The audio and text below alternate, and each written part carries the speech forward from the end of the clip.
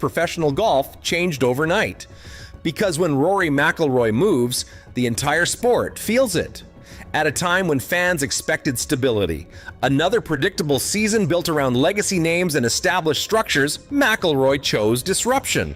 The kind that forces executives, players, sponsors, and rivals to stop and reassess their assumptions. This wasn't about chasing one more trophy or padding career statistics.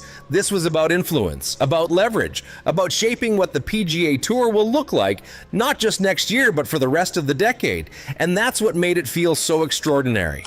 What makes this moment even more striking is the timing. McIlroy enters 2026 not as a player searching for validation, but as one who already has it. His 2025 season was nothing short of historic. By finally slipping on the green jacket at Augusta, he completed the career Grand Slam, a milestone that had eluded him for more than a decade. It wasn't just a win, it was a release. A defining chapter closed at last, and with it came a sense that Rory McIlroy no longer had anything left to prove to the game itself. And yet, instead of settling into comfort, he leaned forward. With majors conquered and legacy secured, McIlroy found himself in a rare position. Freedom. Freedom to think beyond scorecards and Sundays. Freedom to consider how power operates within modern golf. Freedom to ask whether the PGA Tour's future truly aligns with its past, and whether someone with enough credibility could force it to evolve. That's the context that matters here, because what Rory McIlroy just did isn't shocking because it's loud. It's shocking because it's strategic. It suggests intent, and it hints that 2026 may not be business as usual after all. So the real question isn't whether this move matters, it's how far the consequences will reach. To understand why Rory McIlroy's move toward 2026 carries so much weight, you have to rewind to what came before it. Long before any future-facing decisions were made, McIlroy had already rewritten the narrative of his own career. The 2025 season didn't just add another highlight to his resume, it resolved the one chapter that had lingered unresolved for over a decade. When Rory McIlroy finally won the Masters, it wasn't merely a victory, it was the completion of a journey that had defined his professional life. And with that moment, everything changed. The Masters win did more than earn McIlroy a green jacket. It completed the career Grand Slam, placing him in one of the most exclusive clubs in golf history. The pressure that had followed him to Augusta year after year vanished instantly. For the first time in a long time, McIlroy was no longer chasing history. He was standing inside it. That psychological shift mattered, because when a player stops playing to prove something, they start playing with clarity, and that clarity showed itself again and again as the season unfolded. What followed was dominance, not relief. McIlroy backed up his Masters triumph with multiple wins across the global calendar. He didn't fade after achieving the sport's ultimate milestone. He accelerated.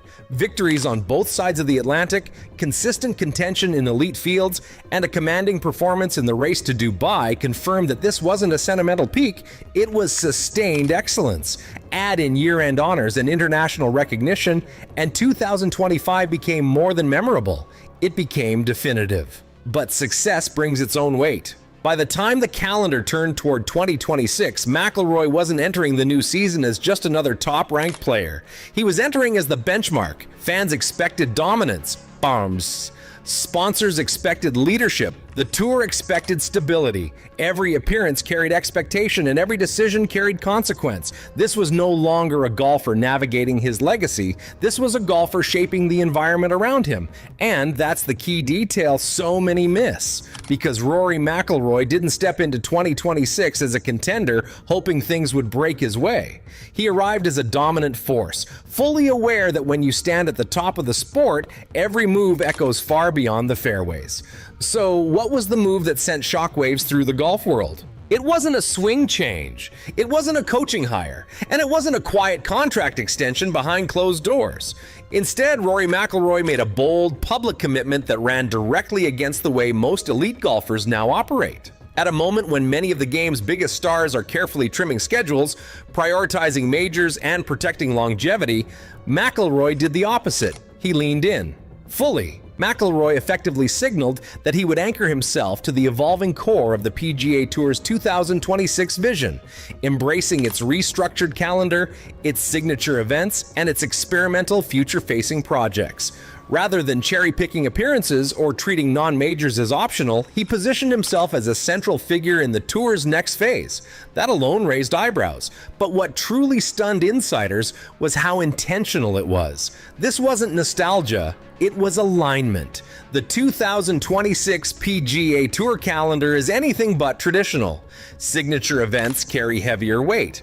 Player commitments are under sharper scrutiny, and newer ventures, including technology-driven team-based formats, are no longer side projects. They're part of the tour's long-term survival strategy. While some players have remained cautious, even skeptical, McIlroy stepped forward as a believer, a participant, a leader. That puts him in stark contrast with the modern superstar template. Most top players today manage exposure. They guard energy. They avoid becoming symbols of institutional direction. McIlroy chose visibility instead. He chose responsibility. And in doing so, he tied his personal brand not just to winning tournaments, but to whether the PGA Tour's evolving structure succeeds or fails. That's where the risk comes in, because if the schedule overwhelms players, if new formats struggle, if fan engagement doesn't follow, McIlroy will be inseparable from the outcome. He didn't hedge. He didn't wait to see how things played out. He committed before certainty existed. And in professional sports, that's rare. This wasn't just a scheduling decision, it was a philosophical one. Rory McIlroy didn't bet on himself as a golfer. He bet on the future of the tour itself. And when a player of his stature does that, it stops being personal and starts being structural, which raises an uncomfortable question for everyone else watching closely. What if this gamble reshapes the balance of power in golf entirely? The reaction was immediate and deeply divided. Within hours of Rory McIlroy's stance becoming clear, the golf world split into camps. Commentators dissected every word. Former players weighed in on broadcasts and podcasts. Fans flooded social media with equal parts admiration and skepticism. This wasn't just another top player making noise, this was Rory McIlroy stepping into a role that few players ever willingly occupy. Lightning rod.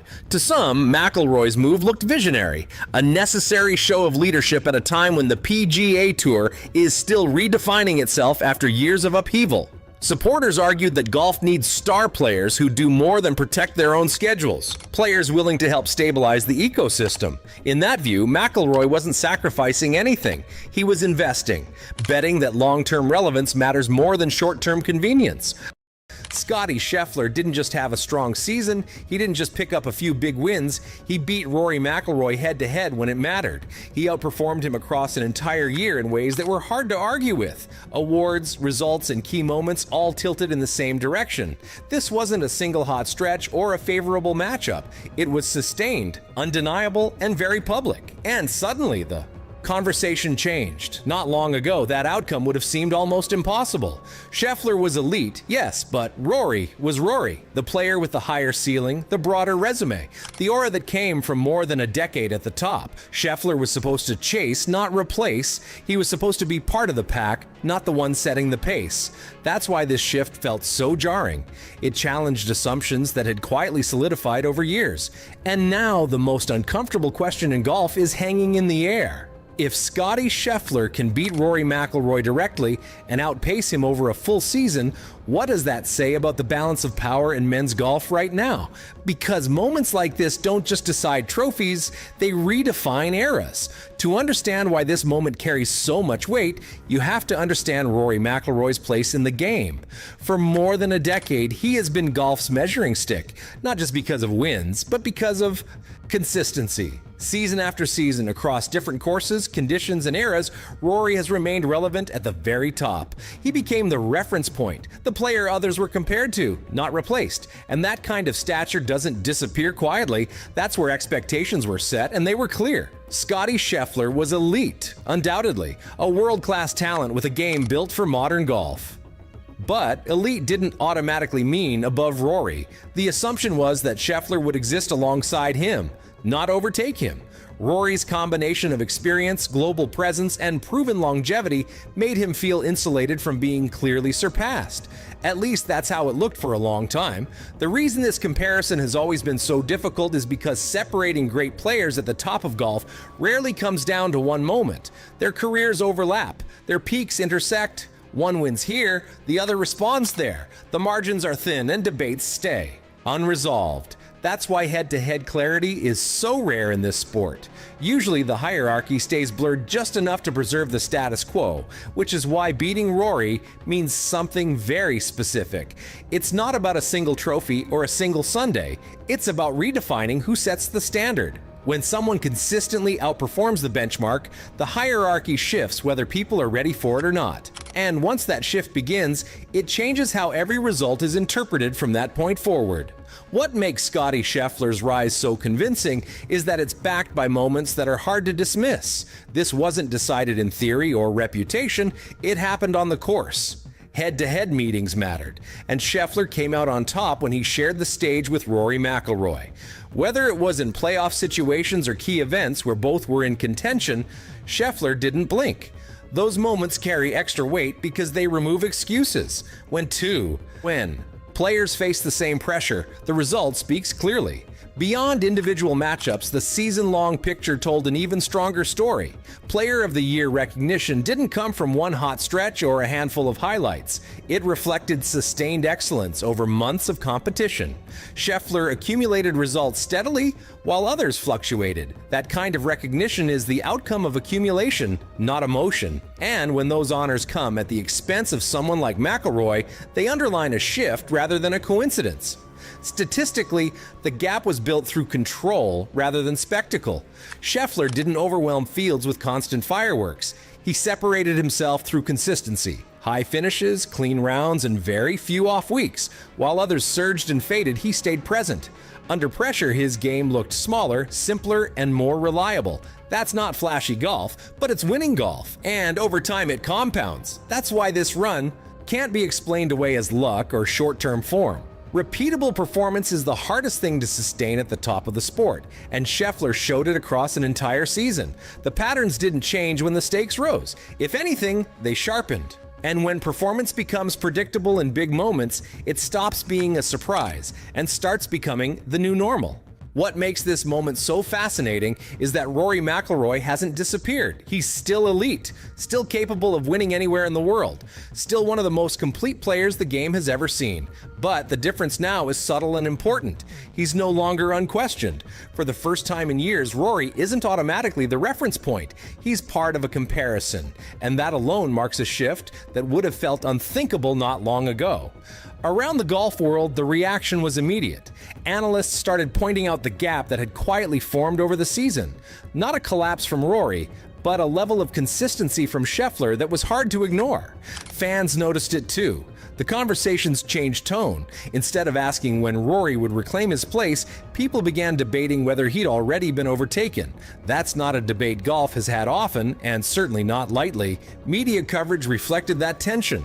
Headlines stopped framing Scheffler as a challenger and started treating him as a benchmark in his own right. Rory's results were no longer judged in isolation, but in direct comparison. Finishing second suddenly felt different when the player ahead of you was the same one, week after week. And in a sport built on narratives as much as numbers, perception matters more than people like to admit. Which brings the rivalry to a crossroads. Is this just a temporary swing, the kind that happens when form aligns and confidence peaks? Or is this the beginning of something more permanent, a passing of responsibility from one era's standard bearer to the next? The answer isn't clear yet, but the fact that the question is being asked at all tells you how much has already changed. As the dust settles, the future of men's golf suddenly looks far less settled than it did before. One possible path is clear. Scottie Scheffler becomes the new standard. Not just the world number one on paper, but the player everyone measures themselves against. The one whose consistency sets expectations and whose presence changes how tournaments are approached. That kind of status isn't claimed, it's accepted over time. And Scheffler is now close enough that the shift no longer feels theoretical. But the story doesn't end there, because Rory McIlroy has never been someone who fades quietly. Another path leads to response. Adjustment, a recalibration driven by pride and experience. Rory has answered challenges before, and history suggests he's capable of doing it again. If he responds, this doesn't become a replacement. It becomes a rivalry with real stakes. The kind where each result feels like a statement, not just a scorecard. And golf has always been at its best when standards are contested. That's where the rivalry enters its most important phase. This is no longer about isolated moments or selective comparisons. It's about sustained performance under constant scrutiny. Scheffler didn't do the impossible by beating Rory once. He did it by doing so consistently, publicly, and decisively enough to force a conversation no one was ready for. That's how hierarchies change, not with noise, but with repetition. So, as the next seasons unfold, one question sits at the center of it all. Has Scottie Scheffler permanently changed the pecking order in golf? Or is this the beginning of a battle that will define the era ahead?